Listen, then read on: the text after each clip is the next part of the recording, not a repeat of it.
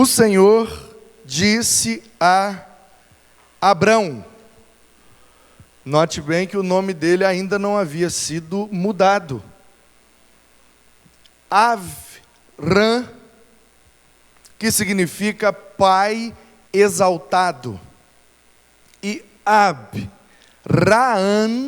que significa pai de muitos. Então o nome dele era pai exaltado. Mas o curioso é que, chamando-se pai exaltado, ele não tinha filhos. E sua esposa era estéril e não podia ter filhos. E aí nós conhecemos a história, e logo mais à frente, Deus então, assim como fez com o neto dele, mudou o seu nome para transformar a sua história. De pai exaltado, Avram, ele se tornou Abraão, que é pai de muitos. E aí o texto diz: o Senhor disse a Abrão, ele ainda era só o pai exaltado: saia da sua terra, da sua parentela, da casa do seu pai, e vá para a terra que lhe mostrarei. Abrão, ou Abraão, como a gente chama naturalmente, porque a gente conhece a história e sabe que o nome foi mudado, sem problemas. Agora eu só queria chamar a sua atenção para um detalhe, porque quando o texto diz, sai da sua terra, eu não sei você, mas na minha cabeça, o texto diz que Abraão era de Ur, dos caldeus, da região chamada Caldeia, onde os moradores eram chamados de caldeus. Essa mesma região, antes, era chamada de Babel. Lá, quando fizeram aquela torre, houve aquela confusão dos idiomas e todos se espalharam. Aquele evento marcou negativamente aquele lugar. Então eles quiseram mudar o nome de Babel, e aí eles mudaram para Caldeia, porque o nome Babel ficou caracterizado como o lugar onde as pessoas desobedecem a Deus. E é assim até hoje, não é verdade? Ah, tal coisa parece Babel, Babel, tudo que a gente fala de Babel é negativo. Então eles mudaram para Caldeia, e aí nos dias de Abraão, aquele lugar era chamado de Caldeia. Centenas de anos depois, deixa eu fazer uma conta aqui.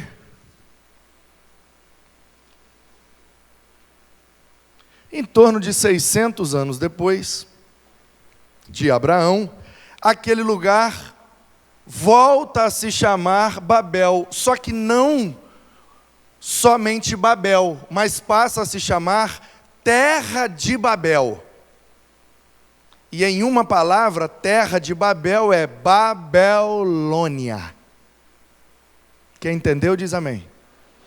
Então por isso que o nome daquele lugar, onde saem aquele exército liderados por Nabucodonosor para invadir Jerusalém, por isso que aquele lugar chama Babilônia, porque é ali que antes era Caldeia, que antes era Babel.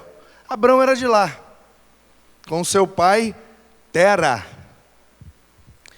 E aí, na minha mente, e eu tenho um mapa, esticado na minha cabeça, quando eu vou lendo as histórias bíblicas, minha mente vai andando pelo mapa para eu entender a história.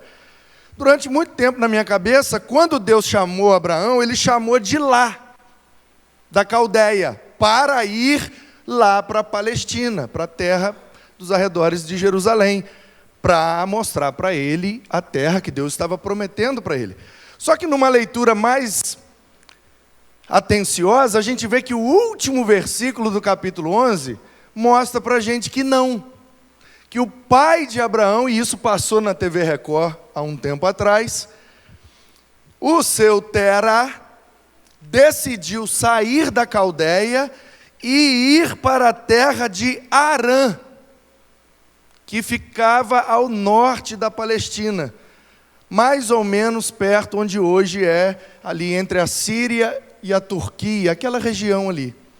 Então o 32 do 11, e havendo Tera vivido 205 anos ao todo, morreu em Harã. O versículo anterior diz no final, foram até Harã, onde ficaram. Então quando Deus chama Abraão da sua terra e da sua parentela, não é lá da Caldeia. Ele já estava em Harã, que é ao norte, lá em cima. Aí Deus fala, seu pai morreu, você honrou o seu pai, você fez tudo que tinha que fazer como filho, agora você está liberado. Então sai daí e vem para o lugar que eu quero dar para você, e eu vou te mostrar. E ele foi. Versículo 2. Do capítulo 12. Muito frio lá no China. 3 dias presidindo lá, a garganta está pedindo arrego. Versículo 2 do capítulo 12. Farei de você uma grande nação, e o abençoarei. Engrandecerei o seu nome. Seja você uma bênção. Abençoarei aqueles que te abençoarem. Amaldiçoarei aqueles que o amaldiçoar. Em você serão benditas todas as famílias da terra.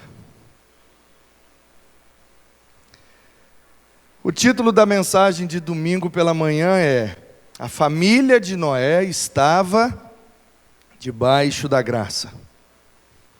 E o título desta é: a família de Abrão estava debaixo da graça. Agora eu pergunto para você: você sabia que você, crente em Jesus Cristo, você é da família de Abraão? Você sabia disso?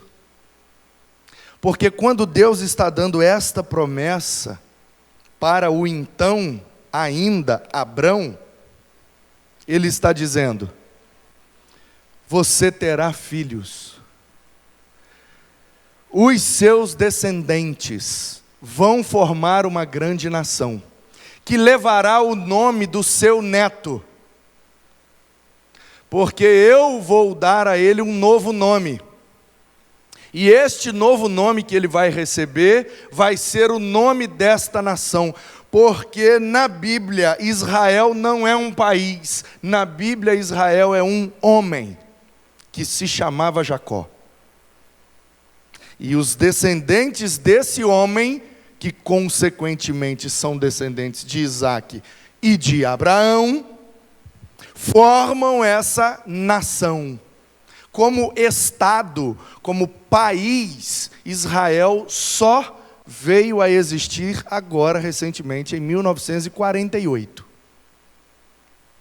Portanto, até 1947, Israel não era país, não era um Estado, era uma nação, um povo habitando numa terra, regidos por uma lei. Essa é a definição geopolítica de nação, não de país.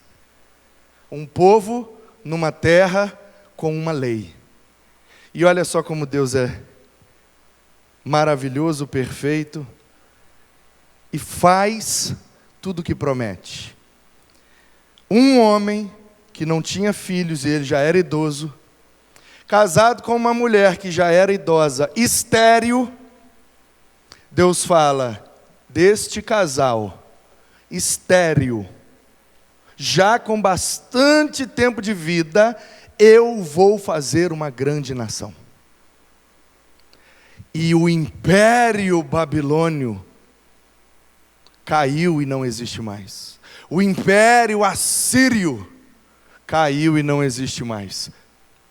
O império persa caiu e não existe mais. A Grécia ainda existe como país,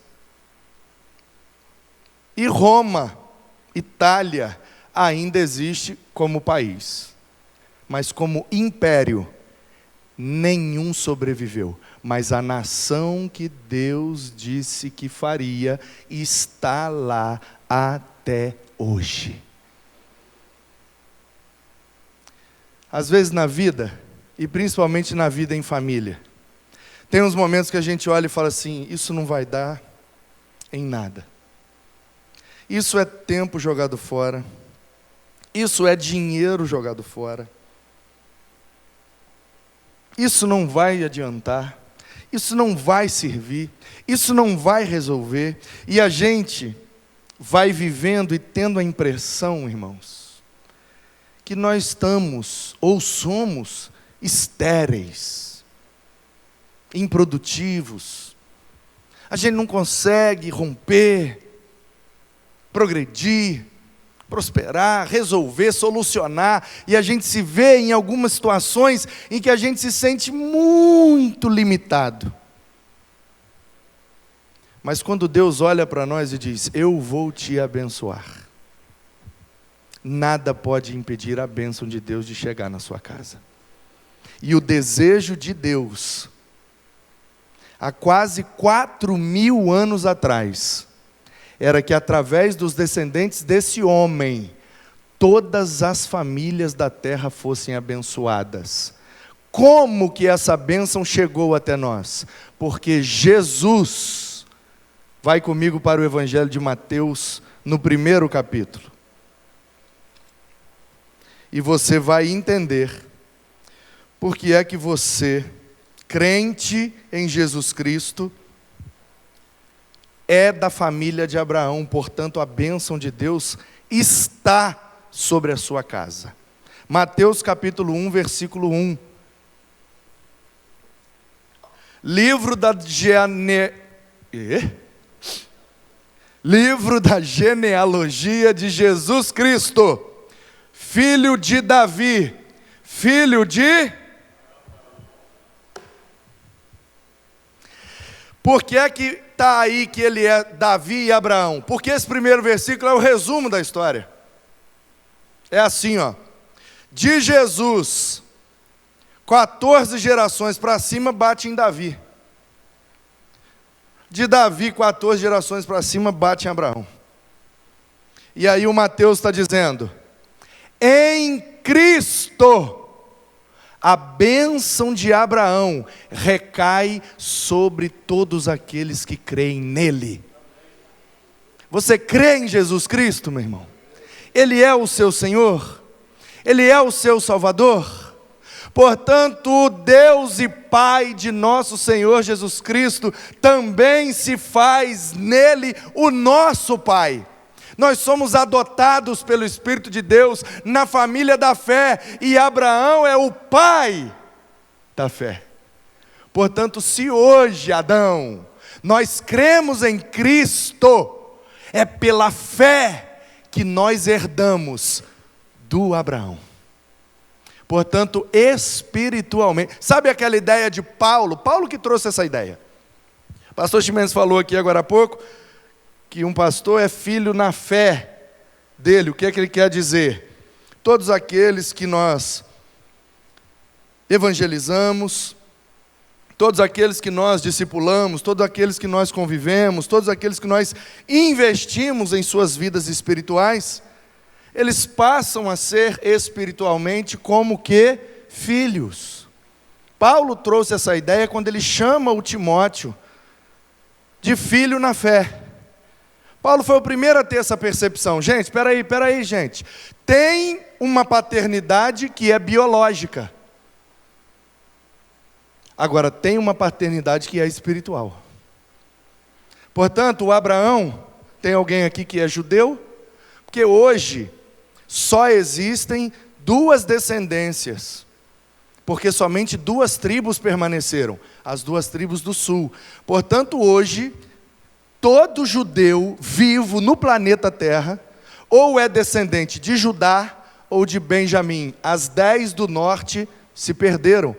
Existem, claro, estão por aí, se misturaram com os assírios, misturaram com os sírios, com os fenícios, mas misturou, que não dá mais para puxar de onde que eles vieram. Agora, Judá e Benjamim voltaram da Babilônia, se reconstruíram, e todos os judeus, tanto que o cara é judeu, você pergunta, você é Ben Judá ou Ben Benjamim? Quer dizer, você é judeu porque é filho de Judá ou filho de Benjamim? Porque na cultura judaica, para baixo todo mundo é filho, para cima todo mundo é pai. Por isso Jesus é chamado de filho de Davi e filho de Abraão. Então, na genealogia, na perspectiva biológica, Jesus é descendente. Mas existe uma perspectiva de paternidade que não é biológica, é espiritual. E é aí, meus irmãos, que mora o segredo. Porque Abraão e Sara, na verdade, a palavra denota que provavelmente a estéril era ela e não ele. Mas o fato é que a esterilidade não permitia que aquele casal tivesse filhos. E Deus operou o milagre para que eles gerassem o filho da promessa, que é o filho de Sara, é o Isaque. A Sara tenta fazer um jeitinho com Agar, porque naquele tempo, uma serva, uma empregada, uma funcionária, também podendo ser traduzido por escrava, ela pertence à sua senhora. Então, tudo que pertence a ela, pertence à sua senhora, ou o seu senhor, o seu patrão, o seu dono. Então, qual é a lógica humana de Sara? Vou botar ela para se deitar com Abrão. Se ela gerar um filho, como ela é minha serva, o filho dela passa a ser também meu filho. Resolvido o problema. Aí ela deu um jeitinho. E Deus falou, minha filha, eu não preciso de jeitinho. Porque quando eu quero, eu faço milagre.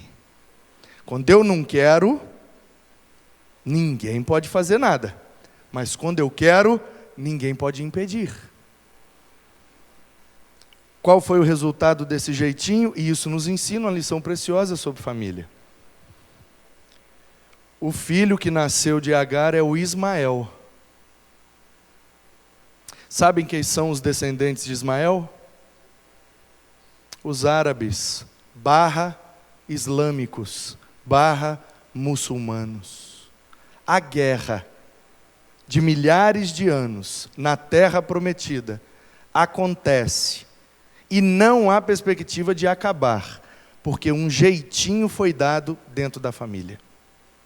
Meus irmãos, com Deus não existe jeitinho. Com Deus o sim é sim, o não é não. E o que Ele manda nós obedece, porque Ele sabe o que é melhor para nós. E a gente abraça a orientação de Deus. E se necessário for, a gente aguarda um milagre. E se ele não acontecer, é porque Deus não quis fazer. Mas mesmo não fazendo, Ele continua sendo Deus. Portanto, queridos, é em Cristo que a promessa de Deus a Abraão, de fato, se cumpre. Porque o desejo de Deus lá com Abraão era: Abraão, eu quero fazer dos seus descendentes uma nação sacerdotal. Uma nação que vai ser intercessora entre eu e as outras nações. Então eu vou me revelar a vocês, e vocês me apresentem a todas as famílias da terra. E todas as famílias que me conhecendo, me abraçarem como seu Deus, eu os abençoarei. O que é que os descendentes de Abraão fizeram? Eles confundiram eleição, Deus os elegeu para a nação sacerdotal, para servir às outras nações. Aí eles confundiram eleição com predileção. Ao invés de bater no peito e dizer, nós fomos eleitos para prestar um serviço para Deus na terra. o nosso ministério, o nosso sacerdócio, que é apresentar Deus para todo mundo. Aí, ao invés de entender assim, eles pensaram: Deus se revelou a nós, para nós mostrar Deus para os outros, então nós somos os prediletos. Só que não, eles só eram eleitos. Igualzinho eu e você. Nós somos eleitos para prestar um serviço. Nós não somos prediletos, porque Deus não tem filhos preferidos. Ele ama a todos. Ele amou o mundo de tal maneira que deu o seu Filho. Portanto, todos os que creem em Jesus estão abraçando a promessa de Deus. E Jesus, sendo abraçado por nós, é trazido para dentro de nossas casas. E é assim que nossas famílias ficam abençoadas. É assim que nossas famílias ficam debaixo da graça. Portanto, crendo em Cristo, a gente se torna filho na fé de Abraão. Portanto, espiritualmente, passamos a fazer parte desta nação. A nação que Deus elegeu para o revelar a todas as outras nações. Nós somos o Israel vivo de Deus.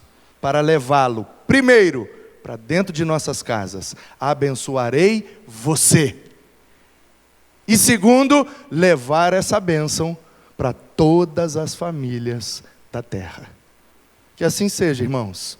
Que a bênção de Deus chegue na nossa casa e que nós não sejamos depósito de bênção, mas que nós sejamos canais de bênção, para que através de nós e das nossas famílias, todas as famílias da terra sejam abençoadas por Deus. Amém. Pai, muito obrigado pela Tua palavra, que é clara como o sol do meio-dia, é límpida como a mais pura água, da mais doce fonte que possa existir. A Tua palavra é a única coisa que sacia a nossa sede e mata a nossa fome espiritual. Como é bom nos alimentar da Tua palavra. Como é bom ouvir e crer nas promessas do Senhor para nós.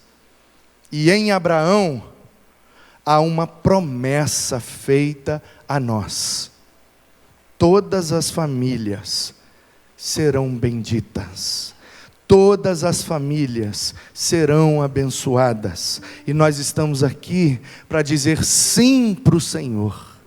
Cremos em Cristo, o descendente de Abraão, que traz a bênção para dentro de todas as casas que ele é convidado a entrar.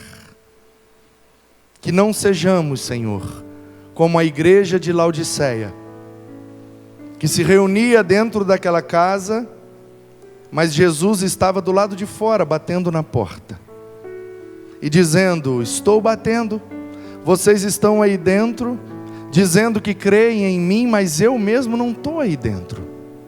Se alguém ouvir a voz e abrir a porta, eu quero entrar e quero ceiar com vocês. A igreja de Laodiceia estava cultuando a Jesus, estava ceiando em memória dele, mas ele mesmo estava do lado de fora. Que eu e a minha casa, que eu e a esta igreja, que todas as famílias da terra não sejam como a igreja de Laodiceia, mas ao ouvir o toque de Jesus, possamos abrir as portas das nossas casas, que é a nossa principal igreja, e convidar sempre Jesus para estar dentro das nossas casas, dentro das nossas famílias, inserido na nossa rotina, encharcados pelo Espírito de Cristo, que foi derramado e agora habita em nós, que também é o Espírito de Deus, que também é o Espírito da promessa, que também é o Santo Espírito. que vem até nós para nos abençoar. Que todas as famílias sejam benditas em Cristo. Amém.